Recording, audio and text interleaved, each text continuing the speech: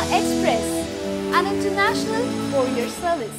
Movie mogul producer doctor Ramanaidu వారసుడిగా టాలీవుడ్లో entry ఇచ్చిన తెలుగు టాప్ హీరోల్లో ఒక్కరిగా మన్ననలు అందుకుంటున్నారు విక్టరీ వెంకటేష్. వెంకటేష్కి ఒక మంచి నటుడిగా ఎంత మంచి పేరుందో అంతే మంచి వ్యక్తిగా, ఎటువంటి వివాదాలకు వెళ్ళని సౌమ్యుడిగా అంతే పేరుంది. అందరితో స్నేహంగా ఉంటూ నవ్వుతూ పలకరించే వెంకటేష్ హీరోయిన్ రోజాతో మాత్రం గత 22 సంవత్సరాలుగా ఒక్క మాట కూడా మాట్లాడలేదంట.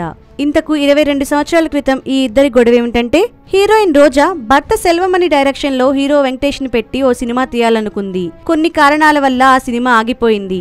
అయితే అదే కథతో వెంకటేష్ చినరాయుడుగా విజయశాంతిని హీరోయిన్ గా పెట్టుకుని ఆ సినిమాను తీశాడు.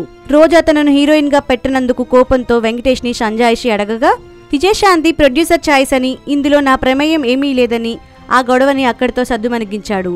అంతవరకు బాగానే ఉన్న తర్వాత కోదండరామిరెడ్డితో వీళ్ళిద్దరూ కలిసి పోకిరి రాజా అనే సినిమాలో నటించారు. ఈ సినిమా కోసం రోజాని ముంబై పిలిచి షూటింగ్ చేయకుండా 3 రోజులు హోటల్ రూమ్ లోనే కూర్చోబెట్టారట. దీనితో ఫైర్ బ్రాండ్ రోజాకి కోపం వచ్చి 4వ రోజు తన భర్త సెలవమణి బర్త్డే కోసం యూనిట్ కి చెప్పకుండా వెళ్లిపోయిందంట.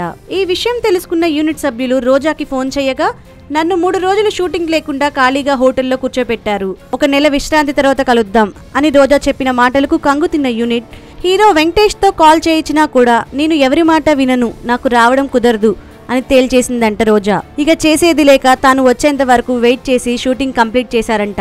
ఇక ఆ రోజు నుండి వెంకటేష్ రోజాతో సినిమా తీయలేదు సరికదా, కనీసం ఒక్క మాట కూడా మాట్లాడింది లేదట.